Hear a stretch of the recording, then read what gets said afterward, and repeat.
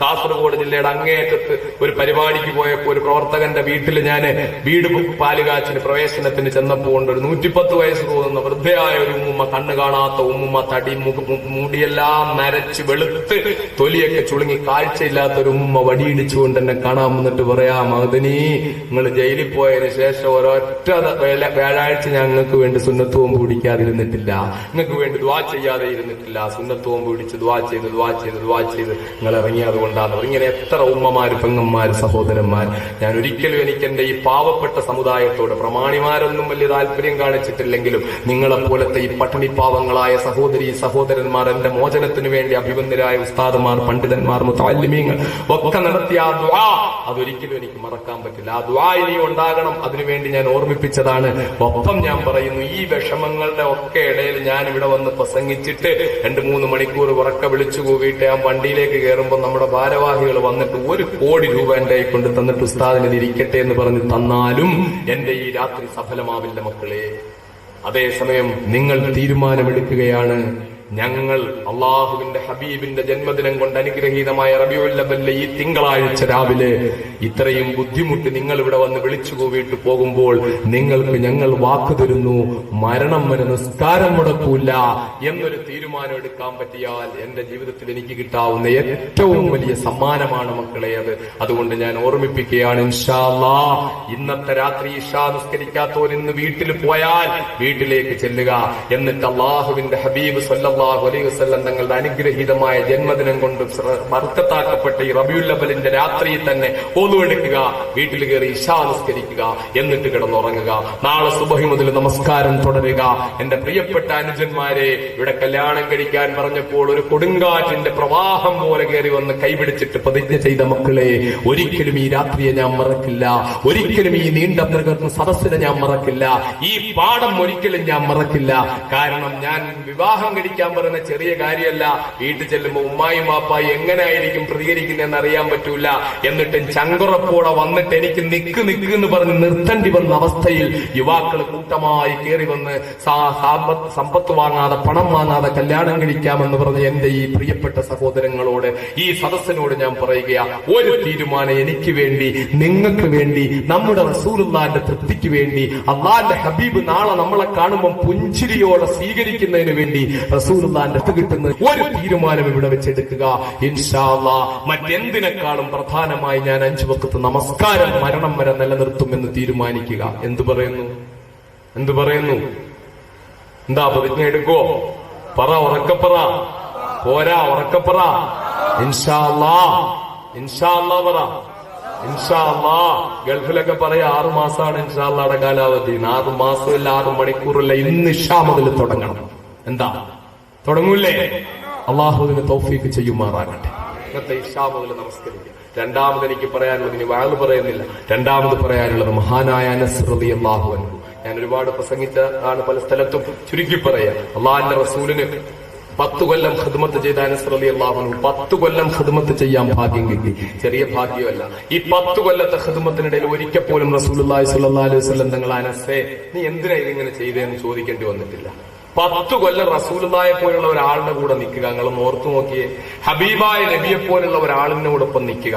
ഒരേ സമയത്ത് തന്നെ അനുയായികളെ നിയന്ത്രിക്കണ്ട, അനുയായികളെ പഠിപ്പിക്കണ്ട, അനുയായികൾക്ക് യുദ്ധമുറകൾ പഠിപ്പിച്ചു കൊടുക്കണ്ട, യുദ്ധത്തിന് ആയുധം ശേഖരിക്കണ്ട, യുദ്ധത്തിന് നേതൃത്വം കൊടുക്കണ്ട, സക്കാത്തിന്റെ സ്വത്ത് ശേഖരിക്കണ്ട, അത് വിതരണം ചെയ്യണ്ട. അതിനോടൊപ്പം തന്നെ ഏതെങ്കിലും ഭാഗത്തുനിന്ന് ഒരു കാട്ടറബിയായ മനുഷ്യൻ വന്നിട്ട് ഒരു സംശയം ചോദിച്ചാൽ അതിന് മറുപടി പറഞ്ഞു കൊടുക്കണ്ട.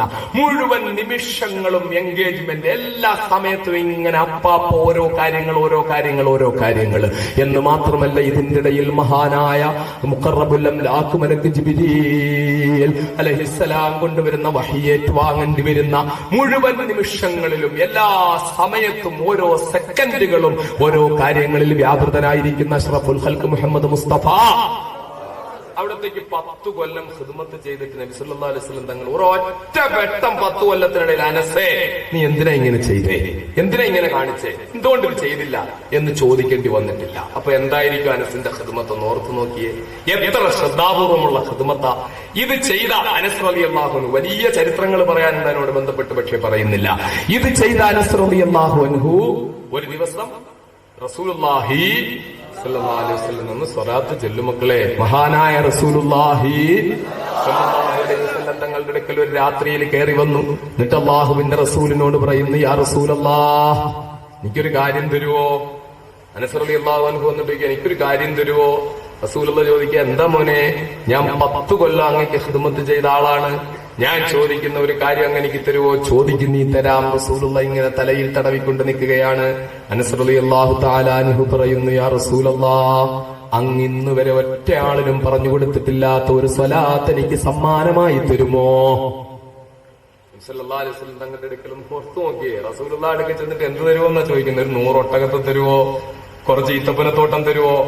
അങ്ങ് എനിക്ക് ഇന്ന വീട്ടിലെ ഒരു നല്ല പെൺകുട്ടിയെ അങ്ങ് പറഞ്ഞാൽ എനിക്ക് നിക്കാഹ് ചെയ്ത് തരും, അങ്ങൊന്നും പറയോ? ഇതൊന്നുമല്ല ചോദിക്കുന്നേ. അങ്ങയുടെ ഓർമ്മയ്ക്കായിട്ട് ഒരു കുറച്ച് പണം എനിക്ക് തരുവോ? ഒന്നുമല്ല. ജീവിച്ചിരിക്കുന്ന തൊട്ടു മുമ്പിലുള്ള റസൂലുള്ളാഹി സ്വല്ലല്ലാഹു അലൈഹി വസല്ലം തങ്ങളോട് എനിക്ക് അങ്ങയുടെ പേരിൽ ആരും ചൊല്ലാത്ത ഒരു സ്വലാത്ത് പറഞ്ഞു തരുമോ? ഇതാണ് അവരുടെ ഒരു അവസ്ഥ.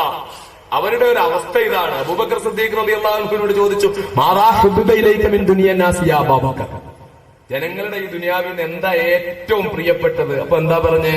ഒട്ടകക്കൂട്ടങ്ങളാണ്, ഈന്തപ്പനത്തോട്ടങ്ങളാണ്, നോട്ടിൻ കെട്ടുകളാണ്. ഒന്നുമല്ല പറഞ്ഞത്. പിന്നെന്താ പറഞ്ഞത്? അന്നളറതു ഇലാ വജ്ഹിക വൽ ജുലൂസു ബൈന യദൈക വയൻഫാഖു മാലി ലദൈക. അങ്ങയുടെ മുഖത്ത് ഇങ്ങനെ നോക്കിക്കൊണ്ടേയിരിക്കും. എനിക്ക് ഏറ്റവും ദുനിയാവിൽ ഇഷ്ടപ്പെട്ടതാ ഞാൻ പറയുന്നത്. അങ്ങയുടെ മുഖത്ത് ഇങ്ങനെ നോക്കിക്കൊണ്ടേയിരിക്കും. അങ്ങയുടെ കൂടെ അങ്ങയുടെ മുമ്പിൽ ഇങ്ങനെ ഇരിക്കൽ. എനിക്കുള്ളതെല്ലാം അങ്ങ് പറയുന്നതിന് വേണ്ടി ചെലവഴിക്കൽ. ഇതാണ് എനിക്ക് ഏറ്റവും ഇഷ്ടപ്പെട്ടത്. ഓർത്ത് നോക്കുക. അബൂബക്കർ സിദ്ദീഖിന് അപ്പത്തന്നെ റസൂലുള്ളാഹി അങ്ങ് കൊടുത്തു. അത് റസൂലുള്ളാഹി സ്വല്ലല്ലാഹു അലൈഹി വസല്ലം അങ്ങ് കൊടുത്തു. അന്നളറതു ഇലാ വജ്ഹിക എന്ന് പറഞ്ഞത് ജീവിച്ചിരിക്കുന്ന സമയത്ത് മാത്രം മുഖത്തിങ്ങനെ നോക്കിക്കൊണ്ടിരിക്കുക എന്നല്ല. അള്ളാഹുവിന്റെ റസൂല് വഫാത്തായതിനു ശേഷവും ജീവിതത്തിന്റെ ഒരു നിമിഷത്തിലും തിരുനബി സല്ലല്ലാഹു അലൈഹി വസല്ലം തങ്ങളുടെ ആ ഹളറത്തിൽ നിന്ന്, സവിധത്തിൽ നിന്ന്, അവിടുത്തെ സാന്നിധ്യത്തിൽ നിന്ന് മാറിയിട്ടില്ല അബൂബക്കർ സിദ്ദീഖ്. റസൂലുള്ളാഹിയുടെ ഭൗതിക ശരീരം അവിടെ കൊണ്ടുവന്ന് കബറടക്കി എന്നത് ശരിയാ. പക്ഷെ അള്ളാഹിന്റെ റസൂലിനെ വിട്ടിട്ട് ഒരു നിമിഷം അബൂബക്കറിനുണ്ടായിരുന്നില്ല. അത് അബൂബക്കറിന് കിട്ടിയ ആ അവസ്ഥയിൽ അത് ഉമറിന് കിട്ടിയില്ല. അതുകൊണ്ടാണ് ഉമർ റളിയല്ലാഹു തആല അൻഹു റസൂലുള്ളാഹി വഫാത്തായി എന്ന് കേട്ടപ്പോഴേക്കാകെ പൊട്ടിത്തെറിച്ച് ഹാലളകി വന്ന്, ആരെങ്കിലും അല്ലാഹുവിന്റെ റസൂൽ വഫാത്തായി എന്ന് പറഞ്ഞാൽ അവന്റെ കാല് ഞാൻ വെട്ടും, കഴുത്ത് ഞാൻ മുറിക്കും എന്ന് പറഞ്ഞുകൊണ്ട് വാളെടുത്ത് ഉയർത്തിപ്പിടിച്ചുകൊണ്ട് നിന്നത്. അപ്പോഴും അബൂബക്കർ സിദ്ദീഖിന് യാതൊരു ഭാവമാറ്റവും ഇല്ലാതെ വന്ന് ഉമറിന്റെ തോളിൽ കൈവച്ചുകൊണ്ട്, ഉമറേ, വമാ മുഹമ്മദുൻ ഇല്ലാ റസൂലുൻ ഖദ് ഖലത് മിൻ ഖബ്ലിഹി റുസുൽ അഫഇമ്മാ തൗഖുലൻ ഖലബതും അലാ അഖാബികും ഫമൻ യൻഖലിബ് അലാ അഖിബൈഹി ഫലൻ യദുറല്ലാഹ ശൈആ എന്ന വിശുദ്ധ ഖുർആൻ ശരീഫ് ഓതി കേൾപ്പിച്ചു കൊടുക്കാൻ വളരെ ധൈര്യമായിട്ട് ചങ്കുറപ്പോടെ അബൂബക്കർ സിദ്ദീഖിന് റസൂലുള്ളാഹിയുടെ വഫാത്തിനെ നേരിടാൻ കഴിഞ്ഞത്. അല്ലാഹുവിന്റെ റസൂൽ അങ്ങ് കൊടുത്തു അബൂബക്കർ സിദ്ദീഖിന്. റസൂലുള്ളാഹിയെ വിട്ടിട്ടുള്ള ഒരു നിമിഷവും പിന്നെ അബൂബക്കർ സിദ്ദീഖിന് ഉണ്ടായിട്ടില്ല.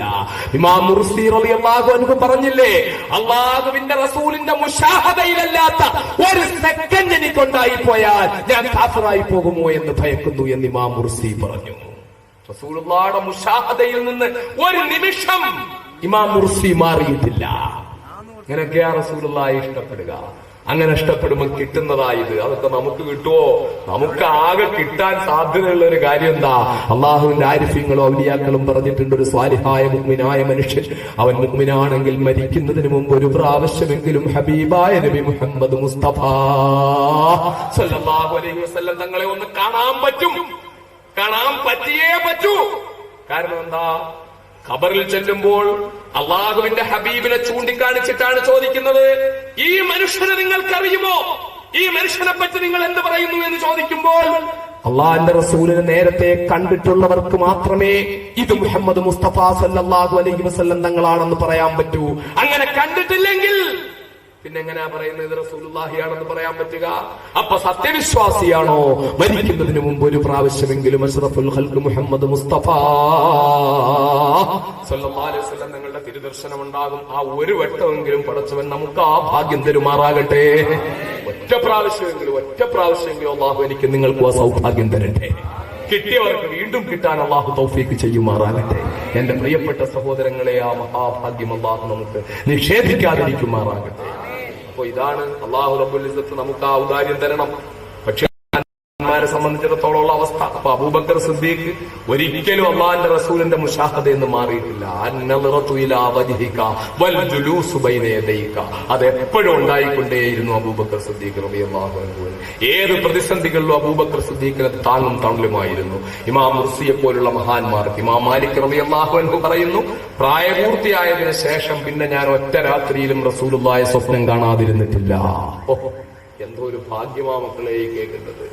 പ്രായപൂർത്തിയായതിനു ശേഷം പിന്നെ ഒരിക്കലും റസൂലുള്ളാഹിയെ ഞാൻ കാണാതിരുന്നിട്ടില്ല, ഒറ്റ രാത്രിയിൽ പോലും. ഇമാം മാലിക് റളിയല്ലാഹു അൻഹു. ഇവരൊക്കെ ജീവിച്ച ദുനിയാവിലാ നമ്മളും ജീവിക്കുന്നത്. നമുക്കും ആ ഭാഗ്യം കിട്ടണ്ടേ? നമുക്കും അല്ലാഹുവിന്റെ ഹബീബിനെ കാണണ്ടേ? നമുക്കും റസൂലുള്ളാഹി സ്വല്ലല്ലാഹു അലൈഹി വസല്ലം തങ്ങളെ കാണണ്ടേ? എന്റെ പ്രിയപ്പെട്ട സഹോദരങ്ങളെ, അപ്പോൾ അനസ് റളിയല്ലാഹു അൻഹുവിന് അല്ലാഹുവിന്റെ റസൂൽ തലയിൽ ഇങ്ങനെ തടവിക്കൊണ്ടൊരു ചെറിയ സ്വലാത്ത് കൊടുത്തു. അല്ലാഹുമ്മ സ്വല്ലി അലാ സയ്യിദിനാ മുഹമ്മദിൻ വ ആലിഹി വസല്ലിം ചൊല്ലിക്കോ എന്ന് പറഞ്ഞു. ഇത് ചൊല്ലിക്കോ. വളരെ ചെറുത്, എന്നാൽ വളരെ പ്രൗഢമായത്, ഗംഭീരമായത്, വിലമതിക്കാനാകാത്ത ഒരു മുത്ത്. അത് സ്വലാത്തുൽ അനസിയ എന്ന പേരിൽ അറിയപ്പെടുന്നു. എനിക്ക് മഹാനായ എന്റെ അഭിവന്ദനായ ഗുരുവര്യനിൽ നിന്ന് ആ സ്വലാത്ത് എന്റെ സദസ്സിന് കൊടുക്കാനുള്ള അനുവാദം കിട്ടിയിട്ടുണ്ട്. അല്ലാഹുമ്മ സ്വല്ലി അലാ സയ്യിദിനാ മുഹമ്മദിൻ വ ആലിഹി വസല്ലിം എന്ന സ്വലാത്ത് ഞാൻ എന്റെ സഹോദരങ്ങൾക്ക് എന്റെ ഈ റബീഉൽ അവ്വൽ സമ്മാനമായിട്ട്, ഓരോരുത്തരുടെ ബർത്ത്ഡേക്ക് വരുമ്പോ ഇങ്ങനെ ഹാപ്പി ബർത്ത്ഡേ ടു യു എന്ന് പറഞ്ഞിട്ട് ഇങ്ങനെ കൊടുക്കുമല്ലോ. എന്താ, നല്ല ബിസ്ക്കറ്റ് കൊടുക്കും, കേക്ക് കൊടുക്കും. ഇതുവല്ല റസൂലുള്ളാഹിക്ക് കൊടുക്കാൻ പറ്റുമോ? നമുക്ക് റസൂലുള്ളാഹിക്ക് കൊടുക്കാം ഒരു ജന്മദിന സമ്മാനം. എല്ലാവരും ഒരു നിമിഷമൊന്ന് അള്ളാഹുവിന്റെ റസൂലിന്റെ റൗളാ ശരീഫ് മനസ്സിൽ കാണുക. വാരിയെല്ല് കൊണ്ട് മൂടപ്പെട്ടിരിക്കുന്ന ഹൃദയത്തിന്റെ അന്തരാളങ്ങളിലേക്ക് ആ പച്ചക്കുബ്ബ വരട്ടെ മക്കളെ. ആ പച്ചക്കുബ്ബ എല്ലാവരും മനസ്സിൽ വരുത്തുക. ആ റൗളാ ശരീഫ് വരുത്തുക. അള്ളാഹുവിന്റെ ഹബീബിനെ മനസ്സിൽ കാണുക. എന്നിട്ട് ചൊല്ലുക അല്ലാഹുമ്മ, ചൊല്ലുക അല്ലാഹുമ്മ, ഉറക്കെ അല്ലാഹുമ്മ സ്വല്ലി അലാ സയ്യിദിനാ മുഹമ്മദിൻ വ ആലിഹി വസല്ലിം. അല്ലാഹുമ്മ സ്വല്ലി അലാ സയ്യിദിനാ മുഹമ്മദിൻ വ ആലിഹി വസല്ലിം. അല്ലാഹുമ്മ സ്വല്ലി അലാ സയ്യിദിനാ മുഹമ്മദിൻ വ ആലിഹി വസല്ലിം. മഹാന്മാരായ ഏതെങ്കിലും ആരിഫീങ്ങളിൽ നിന്നോ ഔലിയാക്കളിൽ നിന്നോ മശായിഖുമാരിൽ നിന്നുള്ള ഇജാസത്ത് പ്രകാരം സ്വലാത്ത് ചൊല്ലിക്കൊണ്ടിരിക്കുന്ന സഹോദരന്മാരല്ലാത്തവർ, അങ്ങനെ ചൊല്ലുന്നവരത് മാറ്റേണ്ട കാര്യമില്ല. കാരണം ആ വഴിക്ക് വളരെ ബലമുള്ള വഴികളായിരിക്കും. അതുകൊണ്ടത് മാറ്റണ്ട. ആ ഇജാസത്ത് പ്രകാരം സ്വലാത്ത് ചൊല്ലിക്കൊണ്ടിരിക്കുന്നവരല്ലാത്ത എന്റെ പ്രിയപ്പെട്ട സഹോദരങ്ങൾക്ക് ഞാൻ ഈ രാത്രിയിൽ തരികയാണ്. ഈ രാത്രി സഫലമാകട്ടെ മക്കളെ. ഈ യാത്ര സഫലമാകട്ടെ മക്കളെ. ഈ ക്ഷീണവും അസ്വസ്ഥതയും വിളിച്ചുകൂവലും സഫലമാകട്ടെ മക്കളെ. നാളെ മുതൽ, അല്ല ഇന്ന് തിങ്കളാഴ്ച രാവാണ്, ഇന്നത്തെ ഈ യാത്രയിൽ തന്നെ തുടങ്ങിയിട്ട് ഇന്ന് മുതൽ, നാളെ മുതൽ 4 സുബഹിക്ക് ശേഷം 100 സ്വലാത്ത്, മഗ്രിബിന് ശേഷം 100 സ്വലാത്ത്, അല്ലെങ്കിൽ അസറിന് ശേഷം 100 സ്വലാത്ത്, സുബഹിക്ക് ശേഷവും അസറിന് ശേഷവുമായിട്ട്, അല്ലെങ്കിൽ മഗ്രിബിന് ശേഷമായിട്ട് 100 സ്വലാത്ത് വീതം. ഈ സ്വലാത്ത് എല്ലാവരും ഒന്ന് ചൊല്ലി നോക്കണേ. അല്ലാഹുമ്മ സ്വല്ലി അലാ സയ്യിദിനാ മുഹമ്മദിൻ വ ആലിഹി വസല്ലിം. ഒരു 100 സ്വലാത്ത് രാവിലെ, ഒരു 100 സ്വലാത്ത് വൈകിട്ടൊന്ന് ചൊല്ലുക മക്കളെ. അല്ലാഹുവിന്റെ ഹബീബിലേക്ക് കൽബിനെ ബന്ധിപ്പിച്ചുകൊണ്ടൊന്ന് ചൊല്ലുക മക്കളെ. എന്നിട്ട് നിങ്ങൾക്ക് കൊതി തീരുന്നില്ലെങ്കിൽ വീണ്ടും ചൊല്ലുക, വീണ്ടും ചൊല്ലുക, വീണ്ടും ചൊല്ലുക. കാസർഗോഡത്തെ എംബിഎക്കാരൻ ചൊല്ലുമ്പോഴും പോലെ, അങ്ങ് വയനാട്ടിലെ സഹോദരി ചൊല്ലുന്നത് പോലെ 7000 8000 വരെ ചെല്ലാൻ പറ്റിയില്ലെങ്കിലും ആ 100 200 ആകട്ടെ, 200 300 ആകട്ടെ, 300 500 ആകട്ടെ, 500 1000 ആകട്ടെ. ഞാൻ നേരത്തെ പറഞ്ഞതുപോലെ മറ്റേതെങ്കിലും വഴികളാൽ ബന്ധിക്കപ്പെട്ടവരല്ലാത്ത എല്ലാവരും, എന്റെ പ്രിയപ്പെട്ട അനുജന്മാര്, ചെറുപ്പക്കാര്, ധാരാളം സ്വലാത്ത് ചൊല്ലുക മക്കളെ. ഇന്ന് രാത്രി മുതൽ അതൊരു തീരുമാനം എടുക്ക്. ചൊല്ലൂല്ലേ? ചൊല്ലുമോ? ഇൻഷാ അല്ലാഹ്. അപ്പൊ ഈ രാത്രി സഫലമായി. ഇനി ഒരുപാട് കാര്യം പറയാനുണ്ട്. പലിശ, അതുപോലെ ബന്ധപ്പെട്ട കാര്യങ്ങള്, സിനിമ, മദ്യപാനം ഒക്കെ പറയേണ്ടതാ. പക്ഷെ ഞാൻ ക്ഷീണിച്ചു, നിങ്ങളും ക്ഷീണിച്ചു. ഇനി മറ്റൊരവസരത്തിലാകാം. സ്വലാത്ത്, എന്റെ സഹോദരിമാർ, ഈ ശബ്ദം കേൾക്കുന്നവരുൾപ്പെടെ എല്ലാവരും അള്ളാഹിന്റെ റസൂലിന്റെ പേരിൽ സ്വലാത്തിക്കുക. ഒറ്റ ഒരു കാര്യം കൂടെ, 5 നേരം നിസ്കരിക്കാൻ തീരുമാനിച്ചു.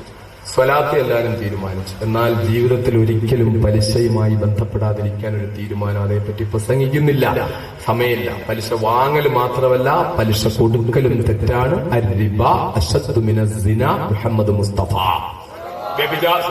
വ്യഭിചാരത്തെക്കാളും കഠിനമായ തെറ്റാണ് പലിശ. എന്ത്? ലോൺ എടുക്കല്, അതേ പലിശ കൊടുക്കല്. CC അടയ്ക്കല്, അതേ അതിലും പലിശ ചേർത്ത് CC അടയ്ക്കല്. എന്തൊക്കെ പലിശയോട് ബന്ധപ്പെട്ടിട്ടുണ്ടോ ആക്കിലു റിബാവ മുക്കിലുഹു വകാതിബുഹു വശാഹിദുഹു കുല്ലുഹും ഫിന്നാർ, നബിയുനാ റസൂലുള്ളാഹി. എത്ര സഹോദരന്മാർ അൽഹംദുലില്ലാഹ് മാറ്റം ഉണ്ടായി. അപ്പൊ ഇത് സാധാരണ നിലയില് പറയുന്നവരും ബന്ധപ്പെടുന്നവരും സംസാരിക്കുന്നവരും ഒക്കെ സ്വന്തം കാര്യം വരുമ്പോ അറിയാതെ കുടുങ്ങിപ്പോകും. ഇതൊരു സാധാരണ പതിവാണ്. അതിന്റെ ഗൗരവം ഉൾക്കൊള്ളൂല. വളരെ സത്യസന്ധമായി അള്ളാന്റെ റസൂല് പറഞ്ഞ കാര്യത്തിൽ ഒരു കലർപ്പില്ലാതെ ഞാൻ പറയുകയാ, പലിശ വാങ്ങുന്നോ മാത്രമല്ല കൊടുക്കുന്നവനും നരകത്തിലാണ് മുഹമ്മദ് മുസ്തഫ. അതുകൊണ്ട് എന്റെ പ്രിയപ്പെട്ട അനുജന്മാരെ, പാലക്കാട് ജില്ലയിലെ ചെറുപ്പക്കാരൊക്കെ വല്ലാതെ പലിശയ്ക്ക് കുടുങ്ങിയിട്ടുള്ളവരാണ്. ലോണ്, CC, ഹയർ പർച്ചേസ്, ബഹളം, ഇതിന്റെ ഒക്കെ ഇടയിൽ കിടന്ന് കെട്ടിമറിയുന്നവരാ. ഈ